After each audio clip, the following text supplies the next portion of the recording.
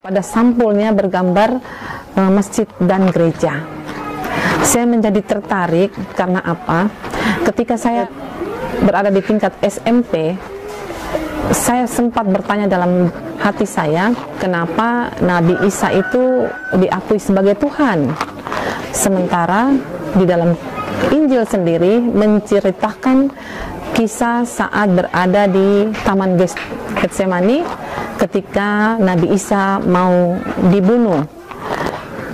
Nabi Isa berdoa, Eli, Eli lama sabachthani.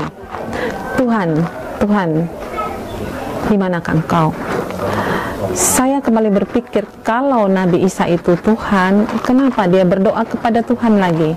Ketika itu saya masih beragama Katolik.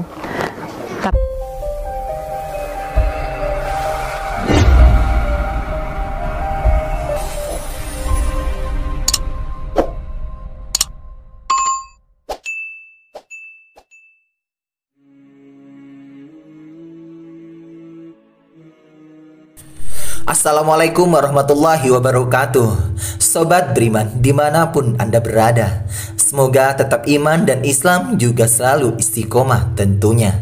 Dalam penyampaian siar Islamku kali ini, yuk kita simak kesaksian mu'allafah dalam menemukan Islam yang dipertemukan dengan hidayah Allah, yang dipilah, dipilih, dan dipulihkan kembali. Islam tidak ada paksaan, namun rasa keingintahuan menuntunnya pada jalan kebenaran. Meyakini agama Islam dengan mengharap menemukan jawaban. Yesus adalah Tuhan, namun dalam Islam ia adalah utusan. Mantap bersyahadat memilih Islam dengan memilih jalan kebenaran. Seperti apa kesaksian selengkapnya? Tapi sebelum lanjut pada videonya, yuk bantu channel-channel siar Islam kami lainnya dengan cara like, comment, share, dan subscribe agar kami selalu semangat dalam mensiarkan ukhuwah Islamiyah. Berikut video selengkapnya. Saya ingin memperkenalkan diri saya. Nama Nur Yosefina Rambunipa, asal Flores Timur, tepatnya Nusa Tenggara Timur, yang hari ini alhamdulillah sebagai seorang muslim yang tadinya pada umur 18 tahun saya beragama Katolik. Saya dilahirkan dari keluarga yang cukup fanatik. Saya disekolahkan dari tingkat TK sampai ke tingkat SMA pada pendidikan Katolik, dan hidayah itu saya dapat ketika saya berada pada tingkat SMA di Jogja. Ketika itu saya hanya dengan membaca buku, sebuah buku di mana pada sampulnya bergambar masjid dan gereja. Saya menjadi tertarik karena apa? Ketika saya berada di tingkat SMP, saya sempat bertanya dalam hati saya, kenapa Nabi Isa itu diakui sebagai Tuhan? Sementara di dalam Injil sendiri menceritakan kisah saat berada di Taman Getsemani ketika Nabi Isa mau dibunuh. Nabi Isa berdoa, Eli, Eli lama sabachthani. Tuhan, Tuhan, di manakah Engkau? Saya kembali berpikir, kalau Nabi Isa itu Tuhan, kenapa dia berdoa kepada Tuhan lagi? Ketika itu saya masih beragama Katolik. Tapi karena keterbatasan saya, sehingga saya juga akhirnya berlalu begitu saja pertanyaan-pertanyaan dalam hati itu. Kemudian saya dikirim oleh orang tua sekolah di Jogja tingkat SMA.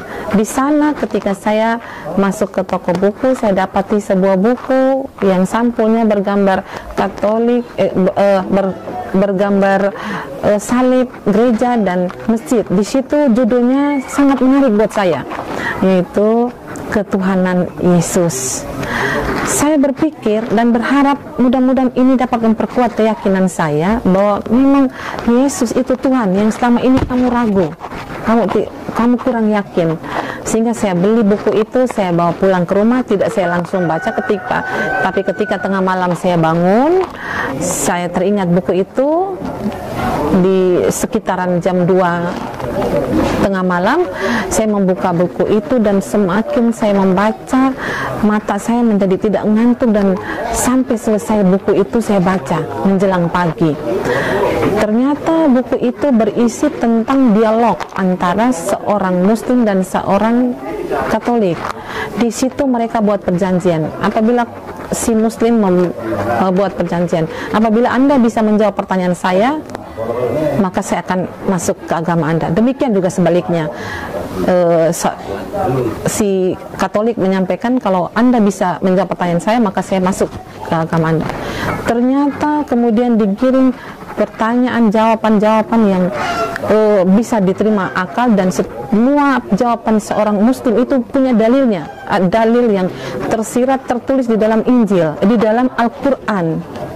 Sementara seorang Katolik ini tidak bisa menjawab, bahkan ayat-ayat yang disampaikan ketika itu ayat-ayat yang memang mendukung keyakinan bahwa memang Nabi Isa itu bukan Tuhan.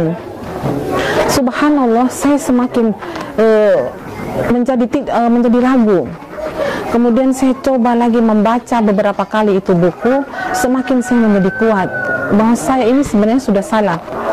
Kemudian saya mau mencari kebenaran itu pada agama apa. Semua agama saya belum tahu, tapi karena dialog itu dengan dialog antara seorang Katolik dan Islam, dan dia menjadi sumber daripada semua penyampaian itu adalah Al-Quran, maka saya mencoba membaca Al-Quran.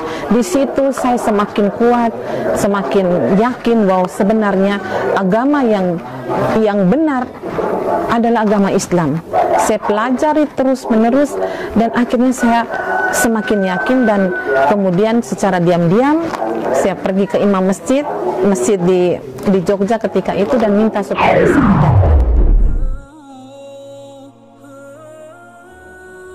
Jika benar menghayati Alkitab dengan masuk akal, iman pun merasakan ringan jika disyahadatkan.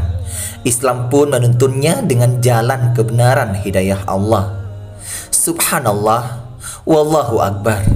Semoga Islam selalu jaya dan tetap iman, dan Islam juga istiqomah beribadah kepada Allah Subhanahu wa ta'ala dan menjadi Islam yang kafah. Amin amin ya rabbal alamin. Wassalamualaikum warahmatullahi wabarakatuh.